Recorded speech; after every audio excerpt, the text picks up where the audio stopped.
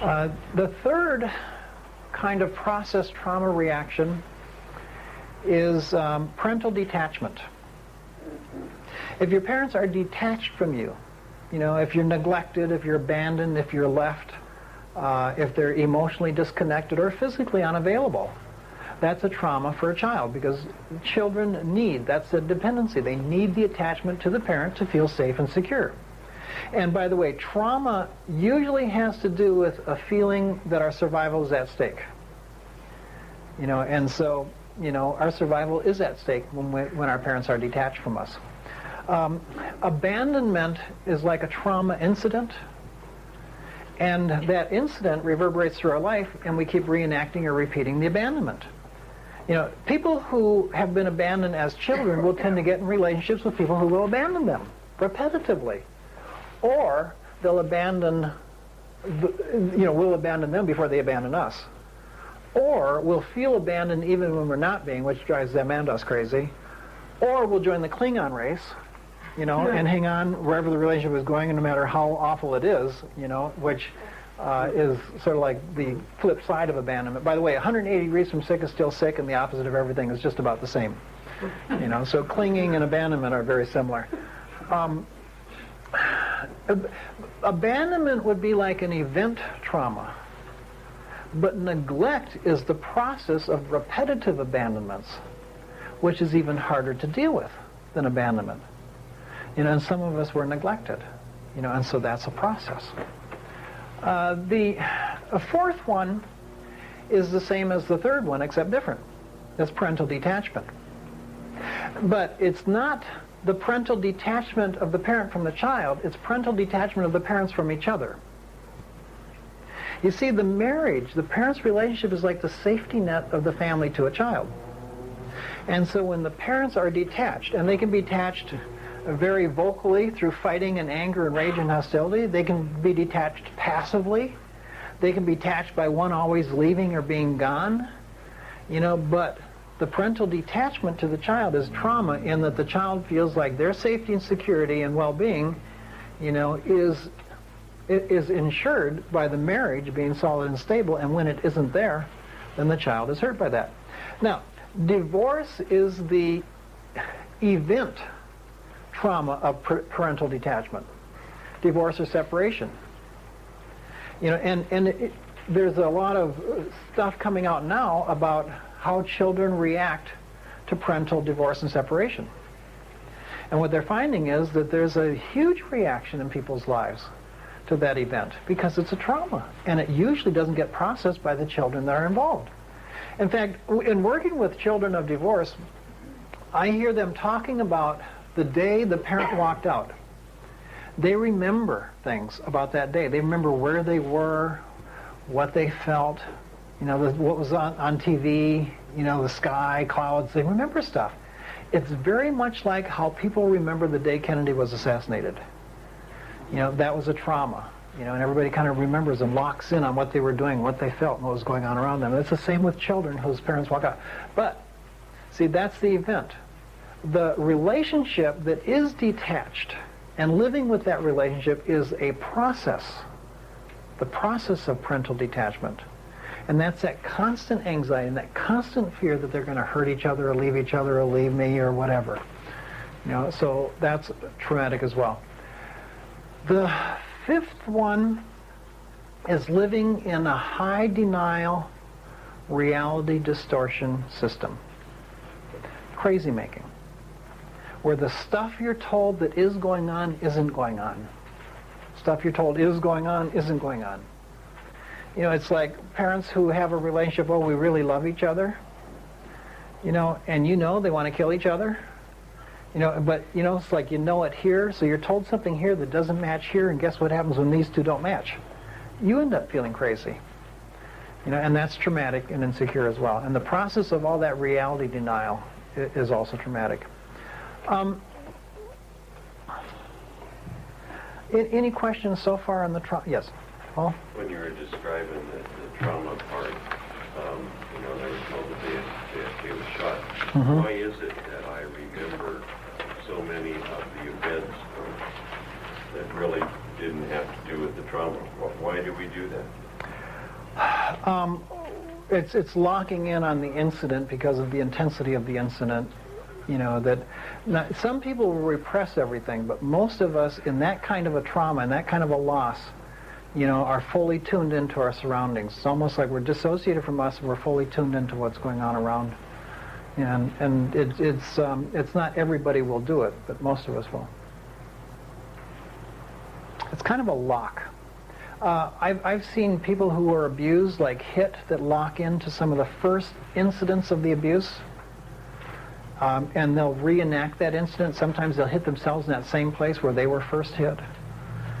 The first thing. So it's the intensity of that moment or incident. It's an incredible experience, a gift, if you will, that we have in being human. It's like we have some gifts that no other creature on Earth possesses.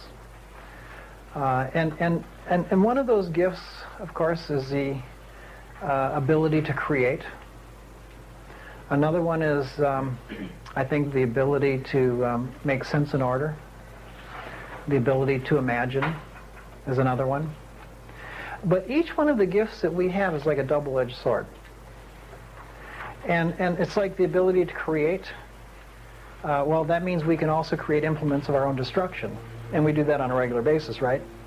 The ability of the gift of our imagination, the ability to imagine. You see, if you can imagine, that means you can also anticipate. And if you can anticipate, then you can worry. And so some of us worry ourselves into an early grave, But the gift is the imagination. The gift of the ability to make sense and order. The Achilles part of that, I think, is that it becomes a need that things make sense and that there is order. And so what happens when something doesn't make sense? Then it creates stress and anxiety, so we try to make sense of it. Now, there's a guy named Fred Ford. It has nothing to do with the car or family of origin reaction disorder, developmental theorist. He did sort of like not Maslow's hierarchy of needs, but something similar. And he said the first two needs that we have are first survival, and secondly, we have the need for sense and order. Well, now, think of a trauma that occurs. Okay, it threatens our survival, all right? And it also doesn't make any sense. Now, we respond first to the survival threatening aspect. And the way we usually respond to that is that we try to repress it. We try to get rid of anything that affects our survival. And so if we can repress it or avoid it, we don't have this feeling of survival threatened. All right, so when a trauma occurs, there's this whole track that we call, I'm going to call it the repression obsession, that we try to avoid it, avoid anything connected to it. We try to avoid any incident that might bring it up. But the second need is at odds with that track. We've got to complete it. We've got to make sense of it. I'm going to call this one the completion compulsion. Okay, so we've got to resolve it, we've got to make sense of it, we've got to complete it. So on one hand, we're repressing, on the other hand, we're trying to complete. Now, in the completion compulsion, what we'll do is we'll re-experience the trauma with events in our life that are similar to the trauma, or we'll re-experience because of trigger mechanisms like sights and sounds and smells and touch, or hear a siren, or something happens where we see a TV show. A lot of Vietnam vets came back from the war pretty together, and then some of them started crashing because they'd hear a noise, and they'll fall back into the trauma. In fact, I was in group with one Vietnam vet who was in this process, and a very key part of this process, and he didn't know where he was going to go, and all of a sudden, we were in a construction area, and within a space of about 30 seconds, they started the jackhammers right down below us, and a helicopter carrying beams flew by. Well, he went right into the Vietnam experience, right into all that trauma immediately. Those were triggers. And the triggers vary a lot for different people. But the trigger is like a gift that enables us to have the trauma so we can complete it. But what we do is because of the need to repress, we get into life impairment through the phobic avoidance of all those triggers, which is why so many people have been hurt do so much avoidance and withdrawal. The Vietnam vets. I think in major cities in the United States, 1/3 of the homeless are Vietnam vets.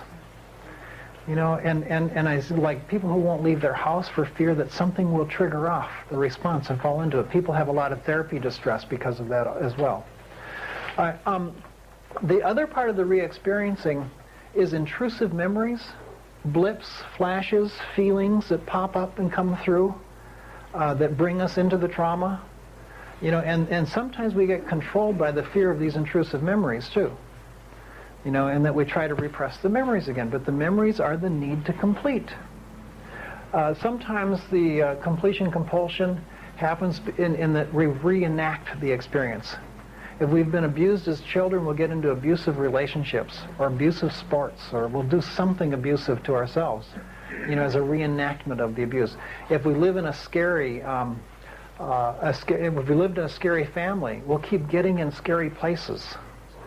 We reenact. In some ways, it makes sense to set it up again, like the abandonment. If you've been abandoned and you feel abandoned, well, then you have to set the abandonment up so that the abandonment that you feel makes sense. Does that make sense? Okay. Same with shame. If you're raised in a family, you're always put down, made to feel awful about yourself, then you leave that family and, things are going well and people really like you and you have a nice career, but you still hate yourself? Does that feel crazy? Well, how can you feel not so crazy? Screw up your life. Blow it completely and say, oh, now I know I don't like myself. It makes sense. Rather than go back and look at what it was that set up the response. The repression we do it through denial. We do it through our addictions. The addictions help repress. We do it through some of the forms of dissociation. I'm going to talk about dissociation more like, I think, Saturday morning.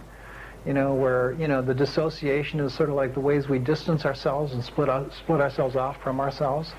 But you see, these are at war. Essentially, if we've gone through trauma, we're at war with ourselves.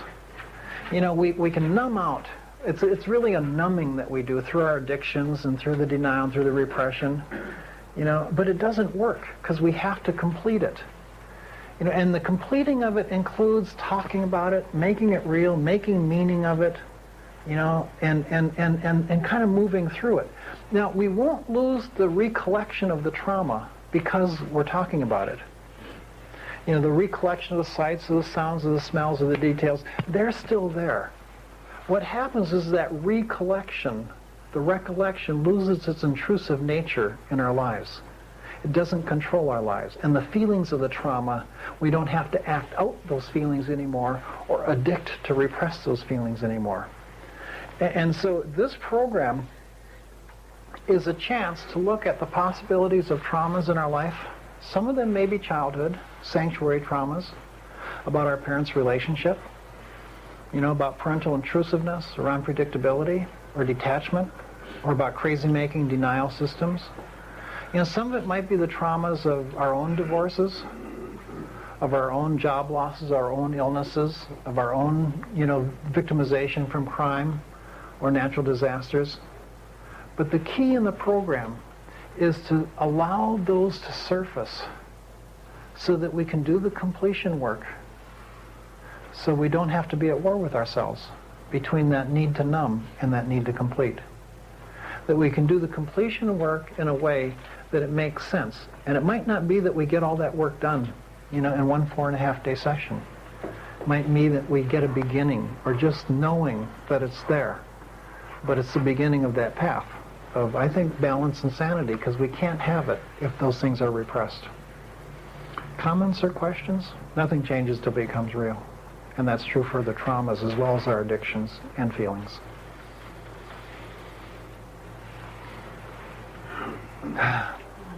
I know it's a lot of information, and that there's a feeling of overwhelm a lot of times, especially in the first couple days.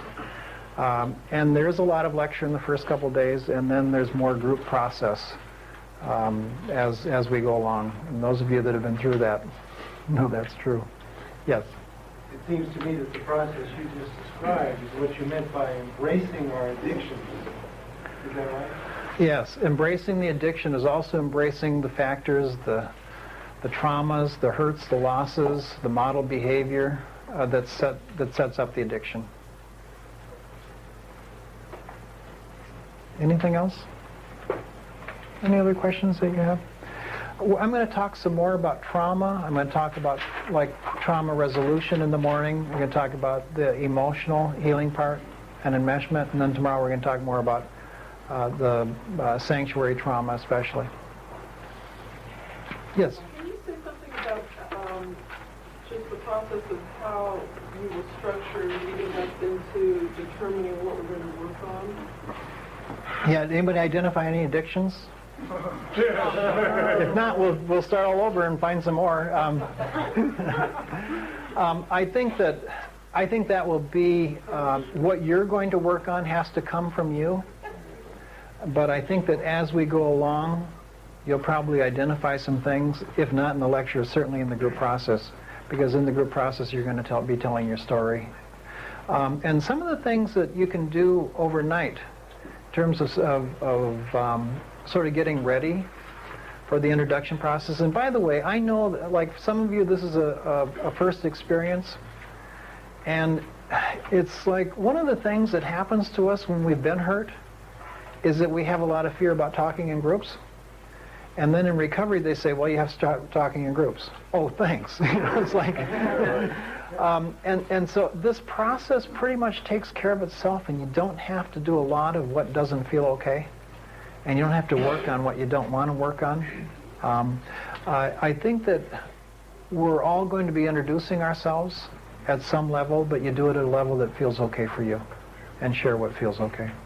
The things I would like to see you probably start to look at and work on would be maybe looking at your parents, your relationship with your parents, issues about abuse, the intrusiveness stuff, their relationship with each other. But I'd also like you to think a little bit about grandparents on both sides and what you know about them, maybe some of the myths about them, addictions that might be in the family.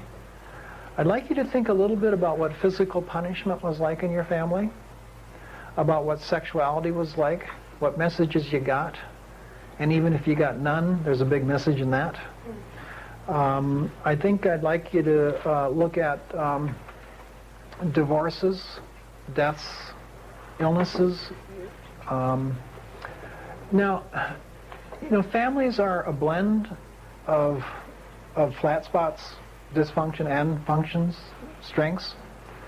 And some families have more of one than the other, but most families have strengths. Obviously, in this program, I'm not going to be talking much about the strengths of families, but a family is more than its members. Marriage is more than a couple. There's a symbolic meaning of family. There's feelings of loyalty that we have to our families that make a program like this very difficult sometimes. But this isn't to negate any of the strengths. My family had several strengths. We had strong traditions. We had, some of the traditions were like never testify against each other was one. I think another one was correct spelling on hate notes was a big one. Always wear clean underwear in case you get run over by a truck was a big one. Remember that one? That one I question now, On days where I feel like I'm going to get run over by a truck, why bother? We also had one that's called Better Dead Than Bald. And I worry about that one for some reason. I'd also like to announce that I'm in a transplant program. One of those new transplant programs. I'm a donor, so. And my family also had bedtime stories. Of course, they were collected works of Edgar Allan Poe, but they were bedtime stories. So. Anyway, I think kind of just doing a review of the things that feel important to you and some of the issues that I mentioned about family. Do some writing. There isn't a lot of time for writing, obviously, because you're probably going to leave here maybe exhausted. And if you're not exhausted, check your pulse. So, I don't know. Any last questions you have for me before we? Sorry. Yeah, Fred. Yes, we'll do that. We'll do that after the cameras roll. Do you talk any more about the integration of spirituality and sexuality in your? Yeah, I'll talk about that when I talk about spirituality on the last day. Yeah, that's a very important part of recovery. Yeah. In fact, I have a recommendation for 12-step programs that, first of all, the 12-step programs work the steps, because there's so many 12-topic programs that should be 12-topic programs to 12-step programs, and that there's a topic be integrated in the steps, and that would be the topic of sexuality, like maybe every fourth meeting. So you work 3 steps and do the spiritual process, and then the 4th step is like sexuality as it applies to those previous 3 steps. And so people will be talking about sexuality and unmanageability and powerlessness and surrender and maybe making amends and seeing people who we've harmed and, you know, doing daily inventories. And I think that would be very helpful in recovery. But there needs to be an integration. Right now, most 12-step programs, the mention of sex is a setup, you know, to get abused either during or after. So, okay.